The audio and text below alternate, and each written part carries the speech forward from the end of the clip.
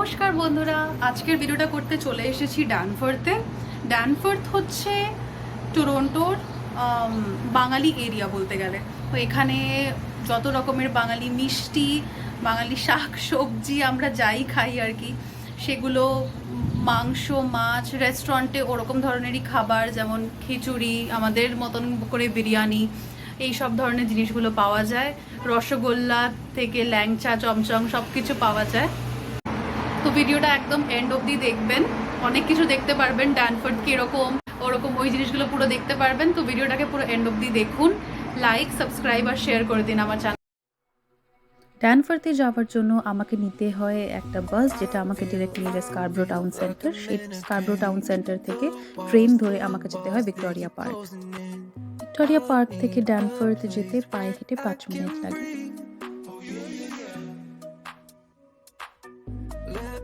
Swim deep, find a better way, something to light up a spark again, so lift me up to a higher state. Oh yeah, yeah, yeah. It's time to say goodbye, leave it all in short on time. তো এবার আমরা চলে এসেছি আড্ডা রেস্টুরেন্টে। এই রেস্টুরেন্টটা টরন্টোতে খুবই পপুলার একটা বাঙালি রেস্টুরেন্ট হিসেবে, আর বিভিন্ন জায়গার থেকে লোকেরা এখানে খেতে আসে। এখানে বাংলাদেশি আইটেমস পাওয়া যায়, আর দেখতেই পাচ্ছেন, যেমন আমি মেনুটা এখানে শেয়ারই করেছি আপনাদের সাথে।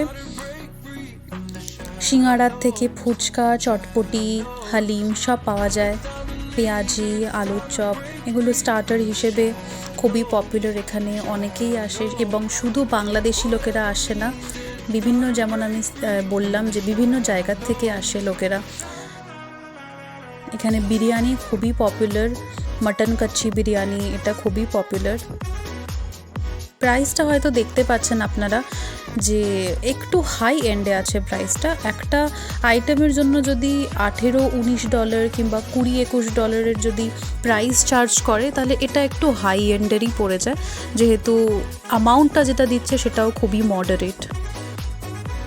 বিভিন্ন ধরনের খাবার পাওয়া যাচ্ছে, বিভিন্ন ধরনের ঝোল, মাংসের ঝোল সব পাওয়া যায়। ভর্তা অনেক ধরনের আছে, ভর্তা প্ল্যাটারও আছে এনাদের।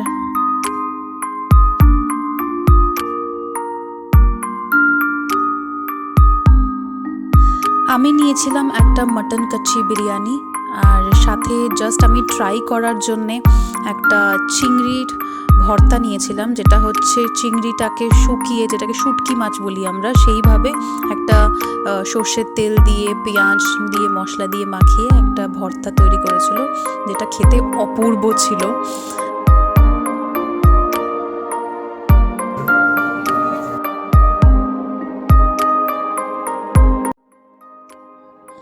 এবার চলে এসেছি মারহাবা সুপার মার্কেটে। এটা ড্যানফোর্থে খুবই পপুলার। এখানে বিভিন্ন ধরনের মাছ পাওয়া যায়, আর আমি ভীষণ ভালোবাসি মাছ খেতে, তো আমি চলে এসেছি এখানে। এখানে মাঝে মাঝেই আমি আসি ইলিশ মাছ কিনতে। এখানে ইলিশ থেকে পাবদা, চিতল, বড় বড় রুই, কাতলা পাউন্ড ধরে বিক্রি হয়, খুবই ভালো ভালো। আর অনেক ধরনের মশলা পাওয়া যায়, যেগুলো বাংলাদেশে পপুলার হয়। রাঁধুনি ব্র্যান্ডের মশলা পাওয়া যায়, আমাদের প্রাণ ব্র্যান্ডের পাওয়া যায়, পতঞ্জলির পাওয়া যায়, শানের পাওয়া যায়। এইগুলো অনেক ধরনের মশলাপাতি আছে, বিভিন্ন তেল আছে, ক্রিম আছে।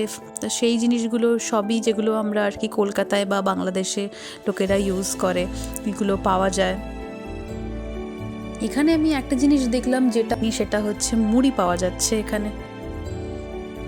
চলে এসেছি আমি মাছের সেকশনে, ইলিশ মাছটা নিয়ে নিলাম এখান থেকে, আর একটা পাবদা মাছ নিয়ে নিয়েছি।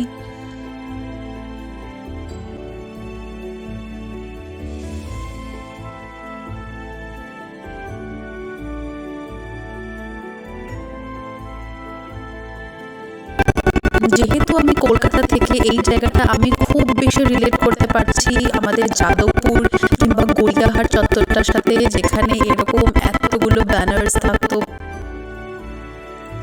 এই মিষ্টির দোকান আদি বিক্রমপুর সুইট, এটা হচ্ছে খুবই বিখ্যাত এখানে ড্যানফোর্থে। নোলেন গুড়ের রসগোল্লা নিয়েছিলাম আর একটা রেগুলার রসগোল্লা নিয়েছিলাম, আর দুটোই খেতে চমৎকার ছিল। ধন্যবাদ বন্ধুরা আমার ভিডিওটা দেখার জন্য। আবার দেখা হবে পরবর্তী ভিডিওতে।